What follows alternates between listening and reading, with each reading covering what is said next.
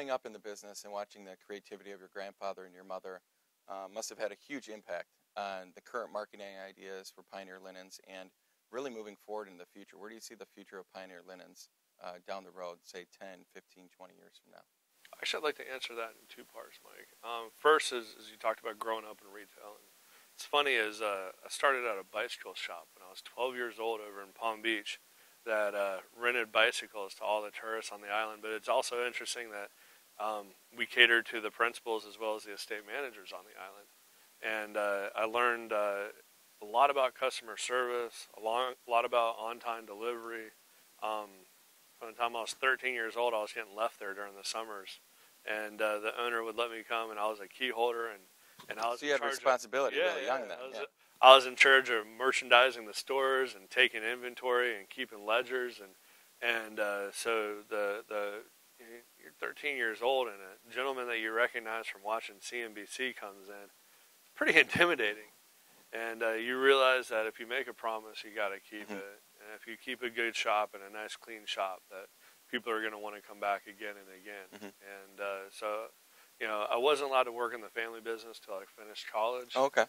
And but I stayed here to go through school. I figured there wasn't much I couldn't learn from some gentleman behind a desk that my grandfather, who'd been in retail for 60 years, couldn't teach me.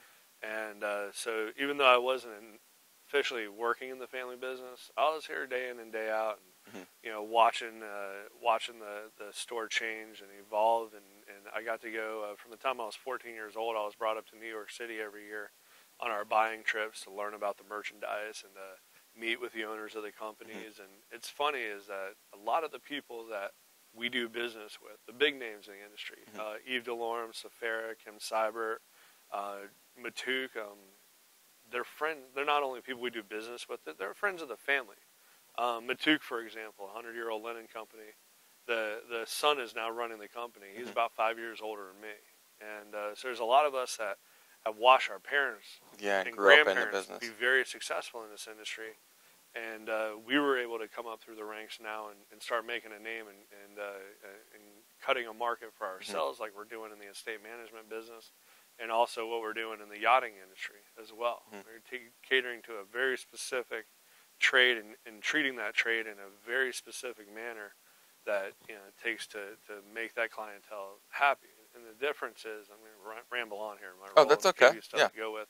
You know, the difference between what I do and what you see here is the customer comes in, and it's the salesperson's job to take care of the customer. You're working directly with the consumer, and what we do is this is not our job to work directly with the customer. That's the estate manager's job.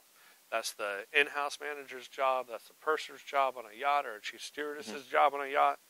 Our job is to make those people look good. You know, the product, the merchandise, the sheets, the towels, the table linens is a byproduct of what we're offering. We're offering on-time delivery. We do the worrying for you. We check the merchandise and make sure it's quality.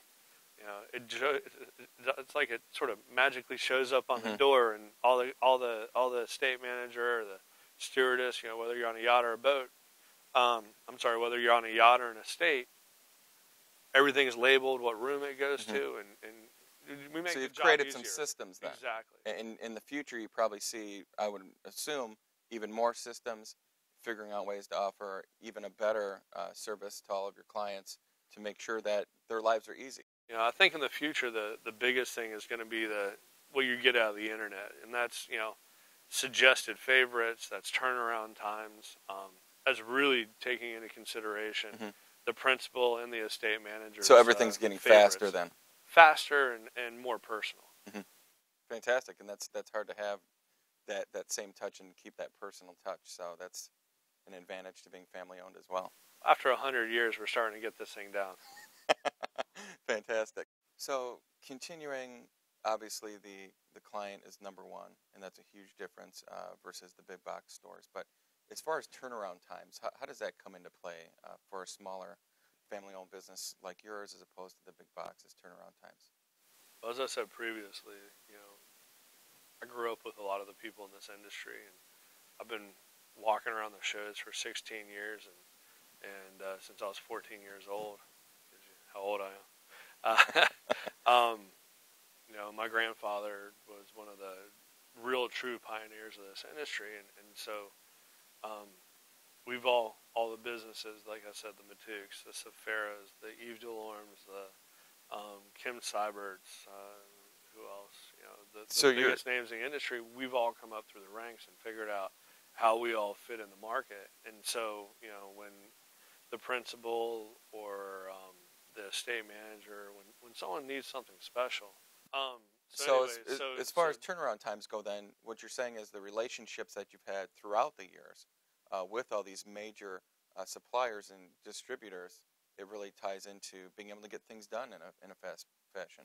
Well, if the young ladies and gentlemen that work for me in the yachting and estates division of Pioneer Linens call up and the company rep says, "Oh, I'm sorry, but it's usually 2 to 3 weeks, or it's usually 10 days, or we need this, or we need that."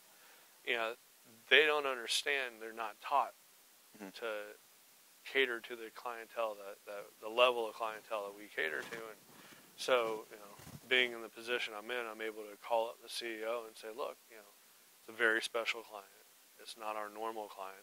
Not that all of our clients aren't special, but obviously, when some you're are more catering time sensitive than others. When you're catering to a different level of service, like I said, it's our job to make the house manager look good, or the interior manager of the boat look good. Not to provide them with their merchandise. It's a byproduct, like I said, secondary. To get it to them on time. And that way we can do very specialized monogramming. We can do very specialized alterations.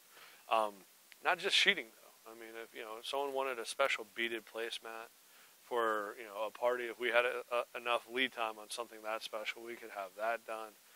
We've done custom wastebaskets with people's and families' pictures inlaid on the wastebasket. We do a little bit of laser etching here at the store, which a lot of people don't know. We can get very, very. I mean, we did a monogram on a sailfish for a client. There's 750,000 stitches in an 18 by 18 stitch out. Yeah, that's a lot. That's a lot of stitches. Yeah. So you would say that your customization too really sets you apart from big box, and for being family owned, you can at a moment's notice, if the client needs those services, you can customize and make happen whatever you need to for the client then. Oh yeah, a client calls us up today and says, I need 16 sets of sheets and these towels monogrammed, and we need it tomorrow. That's fine.